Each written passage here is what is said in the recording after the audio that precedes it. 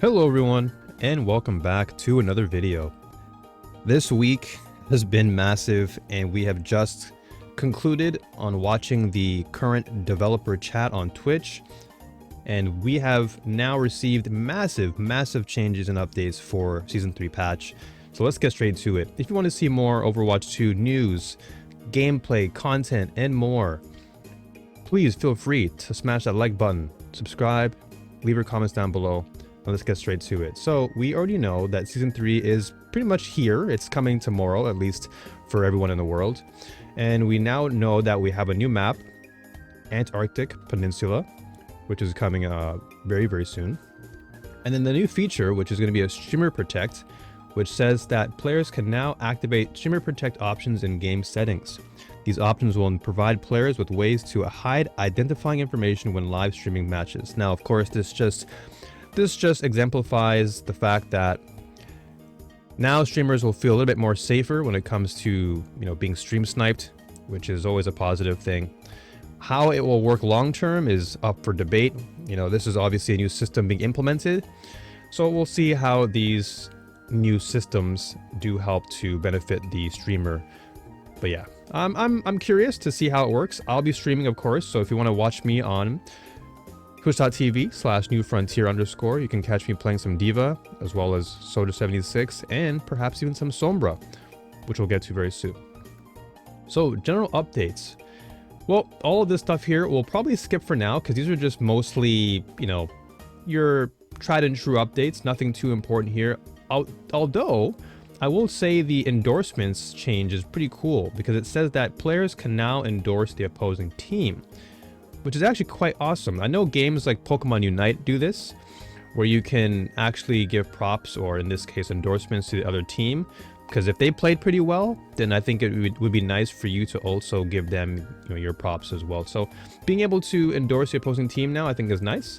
It just adds for less toxicity and encourages more of that positive environment for players. That's pretty cool.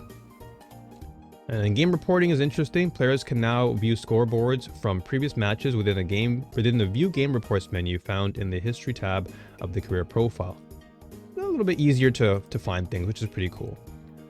This is the interesting one, and we've already talked about this in previous videos, which was regarding the Overwatch credits.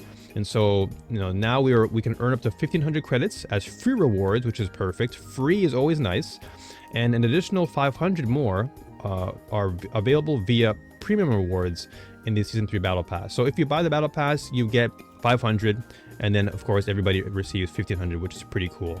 So that means you can always buy, a hero costume or hero skin every season, which is kind of nice. And if you are a person to save up, then that's even better for you too, because you'll earn more over time. So therefore you can use your credits to spend in the hero gallery, which now contains all epic and legendary tier skins released prior to the launch of Overwatch 2. That's pretty cool. I'll be definitely saving up and getting the Wave Racer skin for D.Va, because that's like my favorite one. So yeah. Alright, so we'll jump into the competitive play stuff. We've already talked about the division adjustment, which is the 5 wins now compared to before. It used to be 7 and 20, now it's 5 and 15, which is really great. And then now you can select the View Competitive Progress button from the competitive menu to view your progress, which is nice. So now you don't have to manually update your progress as you continue playing. You can now just click one button and it shows you everything, which is fantastic. So tomorrow, once everything drops and goes live, I'll be making a live review. I'll do a live review on stream, of course, but I'll also be making a video about my Battle Pass thoughts and just how good or bad the Battle Pass is. Workshop updates, of course, is a positive for people who love it. I won't go too much into detail with that, but let's just go straight to the hero stuff, because this is what you guys are here for. So, hero updates. All heroes, maximum ultimate charge retained when swapping heroes reduced from 30 to 25%. So this is a good change. I think this will now encourage players to swap out less, because you're not getting the incentive as you did before. 5% seems like a small change, but it is in fact a change nevertheless, and it does give players now more. It will tell players, or at least remind them that, hey, if you do change, you're not going to have as much ultimate when you do swap out. So it's going to prevent that counterplay type of play style, which is great. Now, tank role passive. The health totals for all tank roles will be lower when playing any game mode that does not have a Q role. Health totals will remain the same for tanks when playing any role Q enabled game. So just to make this very clear, I was watching the live stream and a lot of players in the chat just did not seem to want to read properly. So this emphasizes that any game mode that does not have a role Q. So this does not affect your regular role Q modes. So therefore, whatever we read from down here, please be clear that it does not have an impact on a role Q. So, for example, tank, D.Va's mech base health and role Q modes remains the same. So therefore, D.Va has not received any nerfs or buffs.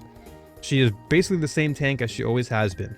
But when you are in non-role Q modes, now she is less tankier, because of course, before in non-role Q modes, tanks were a lot harder to kill, especially when you have multiple tanks attacking you simultaneously. So now, in those particular modes, her health will be decreased, and that goes for all tanks. But D.Va as a whole, my main character, my main tank, has not received any nerfs. That's a positive, because she's really a well-balanced tank, in my opinion. Doomfist, his role or his role Q health is also remaining the same, 450, but of course, base health in non-role Q has been reduced. So we'll skip through that because I'm sure you folks understand now what that means. This, again, I want to reiterate, only stipulates that non-role Q modes will see a reduction. You're not the main role Q.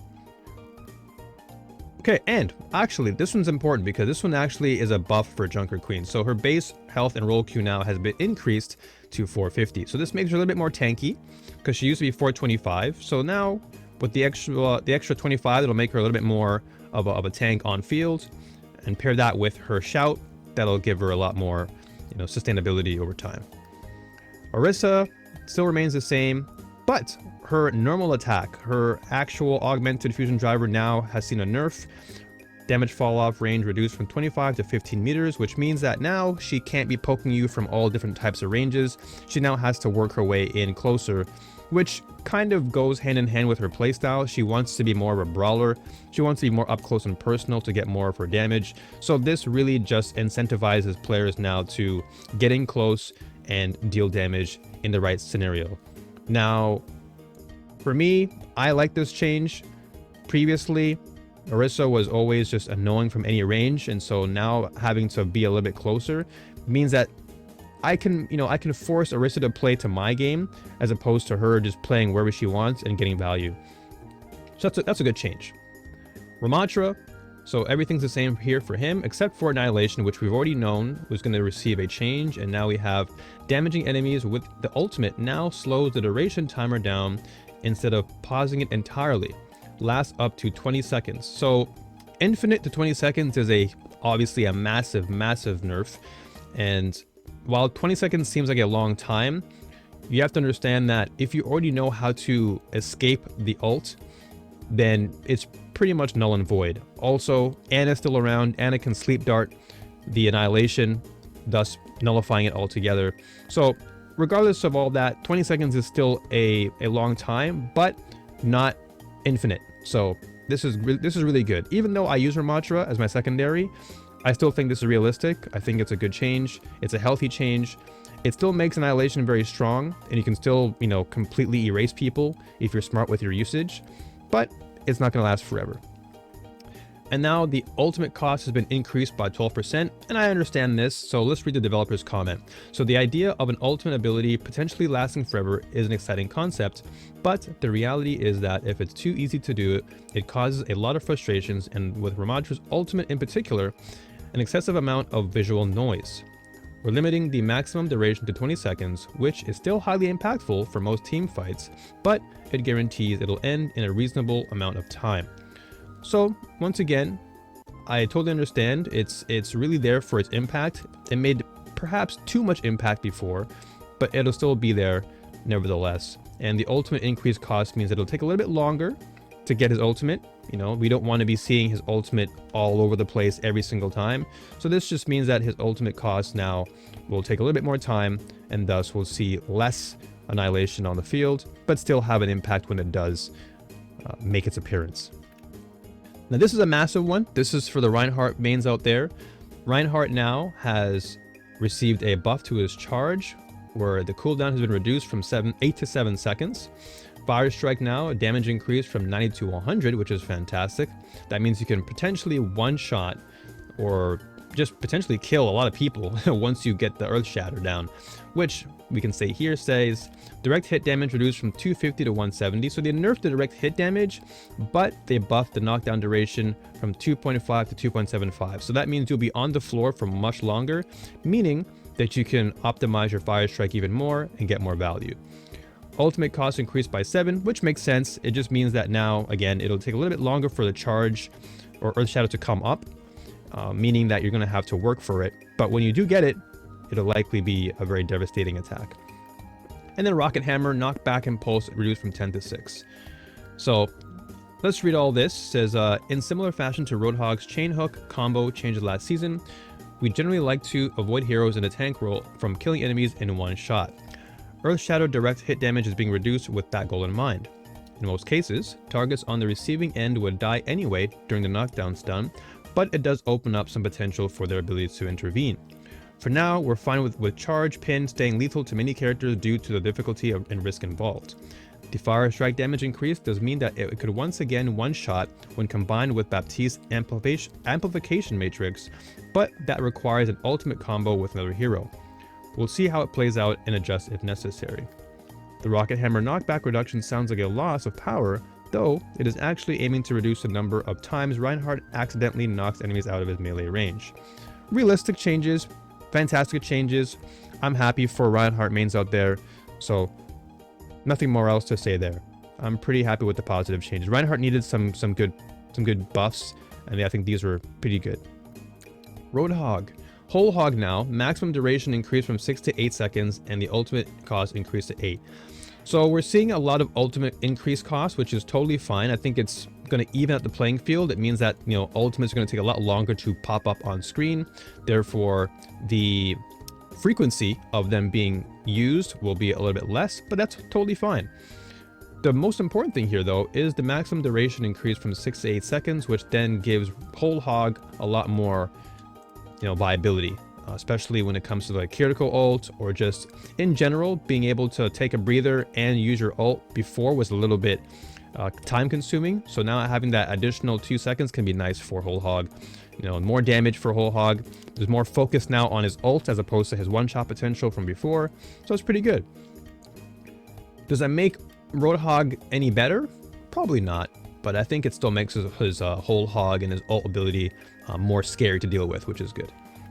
Sigma's still the same, except for his Gravitic Flux increased ultimate cost to 7. So again, just like most other tanks, just a way to balance things out, I imagine. Make it so that these ultimates aren't as frequent, and therefore just evening out the playing field.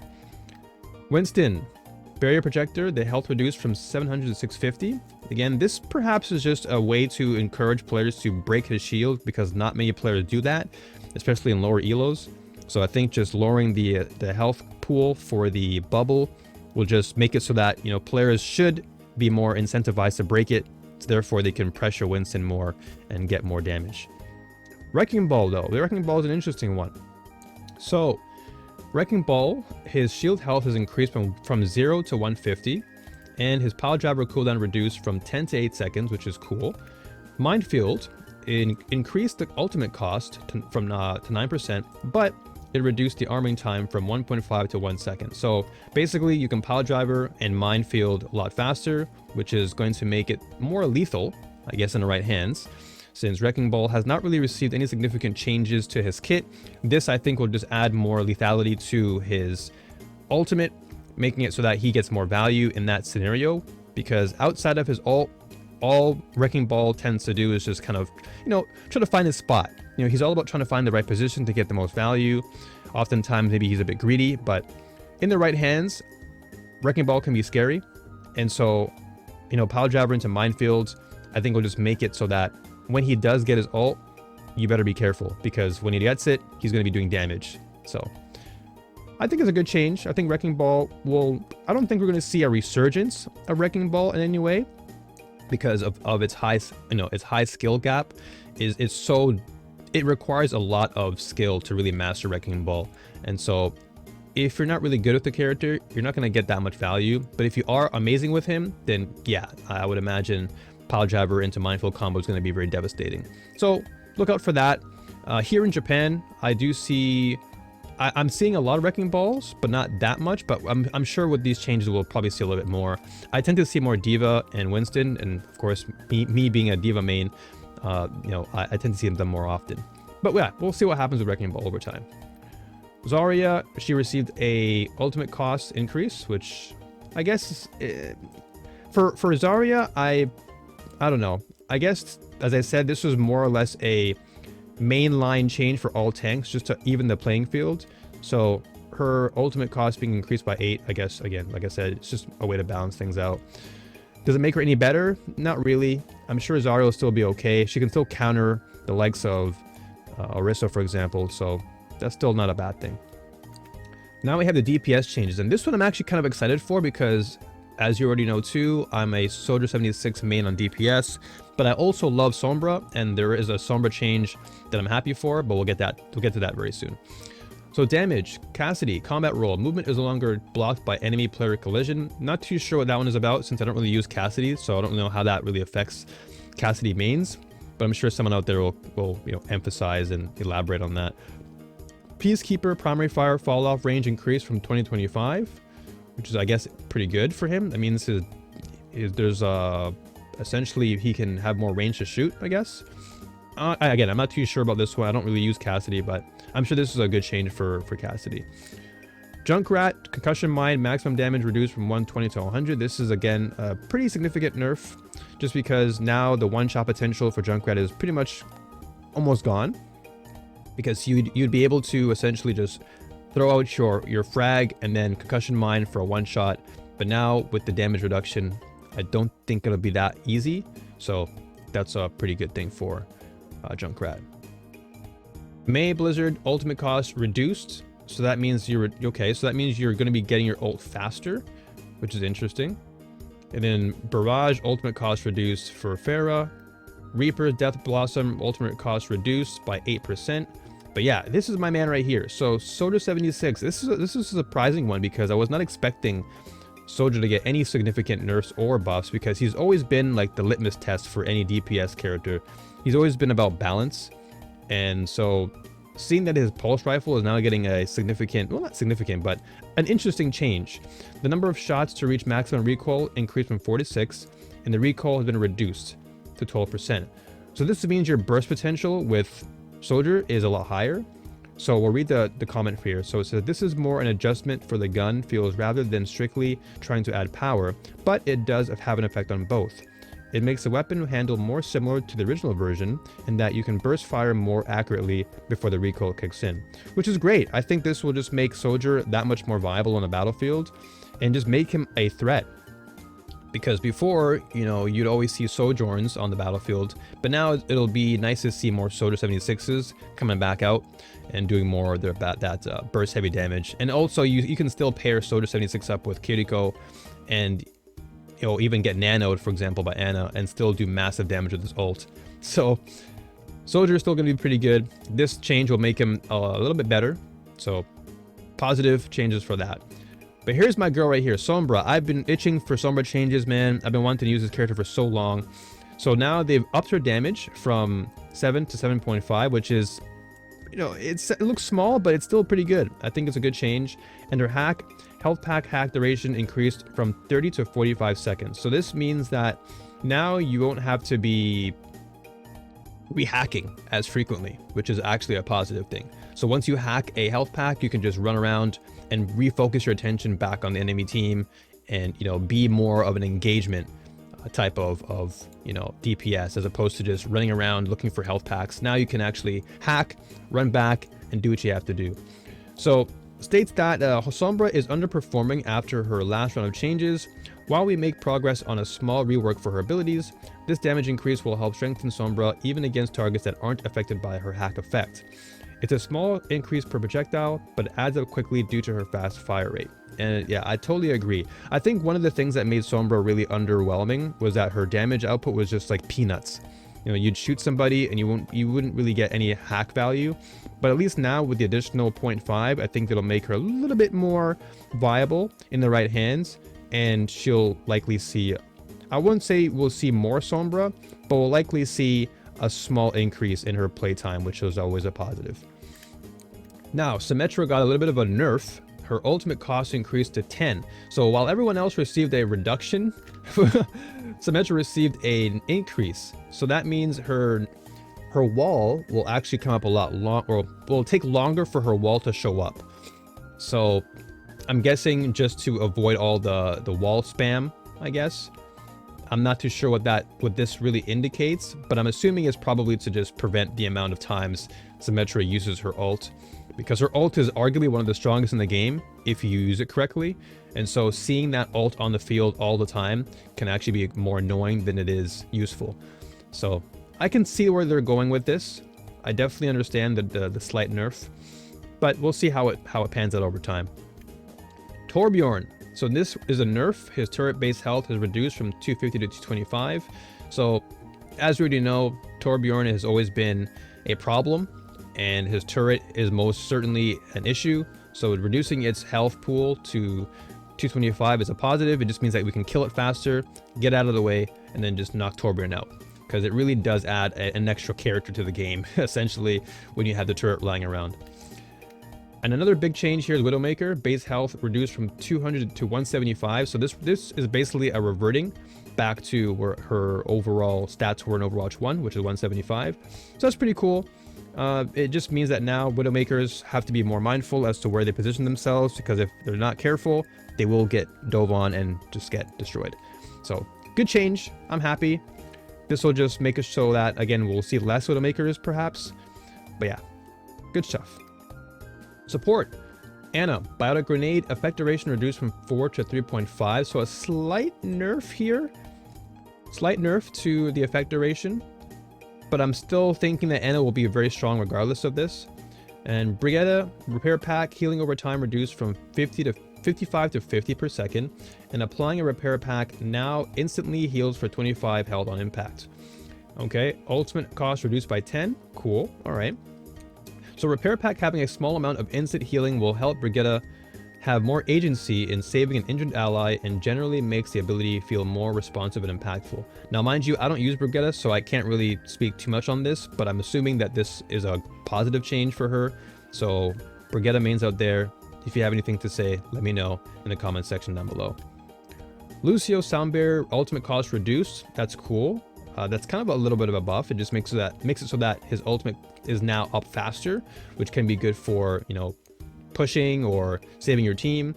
But this one right here, look at this stuff. This is massive for Mercy. This is like, these are nerfs. So Guardian Angel, cooldown increased from 1.5 to 2.5. Holding the backwards directional input and canceling the ability with jump now moves 20% slower. Caduceus staff. Healing per second reduced from 55 to 45. Healing is increased by 50% for allies under half health. Regen passive is removed. And a new passive called Sympathetic Recovery. Mercy heals herself for 25% of healing done with the Caduceus staff. Alright, so this seems like massive nerfs to Mercy, which again, I'm sure people are happy about. So replacing Mercy's regeneration passive with a more interesting interaction was something we wanted to do after all support heroes gained a similar version of it through their role passive. For the Caduceus staff change, this will empower Mercy even more as a triage healer and enable her to more often save low health allies. The overall time it takes to fully heal a 200 health hero from 1 HP is about the same as before. For Guardian Angel, the cooldown increase is necessary to reduce to greatly increased mobility resulting from the recent rework to the jump cancel. It enabled Mercy to quickly launch herself long distances in any direction and be overly evasive for such a short downtime. So yeah, so she's going to be less of a jet plane, and she's going to be more of like a, I don't know, a regular airplane now, I guess. we'll have to see when this comes out, right? I'm really not too sure how these nerfs will really have an impact, but we'll see once everything goes live tomorrow. Moira's Coalescence, reduced costs, all right, so that just makes it faster. And then Zenyatta got a buff. Its ammo increase from 20 to 25. Okay, that's pretty cool. So now he'll be doing, I guess, more DPS damage. So we've been discussing options to potentially increase Zenyatta's survivability. We've seen previously in the beta that Zenyatta is on somewhat of a knife's edge for balance. Even just 25 more shield health pushed him into an overpowered must-pick territory at the pro level. To balance his powerful damage output, the lack of mobility is an intentional disadvantage by design, so we prefer not to change that too much. Instead, we're adding more ammo to lengthen the time between when Zenyatta is most vulnerable, which is when he is reloading. You know, it makes sense. I think it's nice. It's a good change for Zenyatta. A more little damage output's always nice for him. But yeah, not too much to the point where he is just completely overpowered. So a healthy change, and I would say a much needed one. So again, I'm happy for Zenyatta mains out there. But here's a cool one, the map pool. So as of tomorrow, we'll be seeing map pools. We'll be seeing New Queen Street Morning, Coliseum Morning New. We'll be seeing the return of Numbani, which is nice. I'll be happy to see that.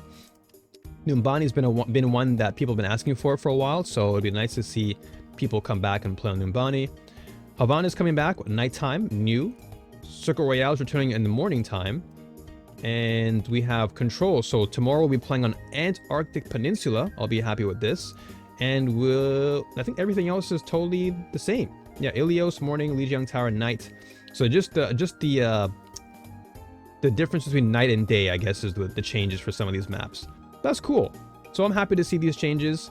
What do you folks think of the changes? I'm excited for all of them tomorrow. But of course, look forward to my Battle Pass review. I'll be doing that live on stream and also YouTube video upload. So if you want to see more of that, be sure to let me know. And as always, for more Overwatch 2 content, shooter content, and more, be sure to smash the like button, subscribe, and leave your comments down below. And I'll see you folks on the next video. Take care, and peace out.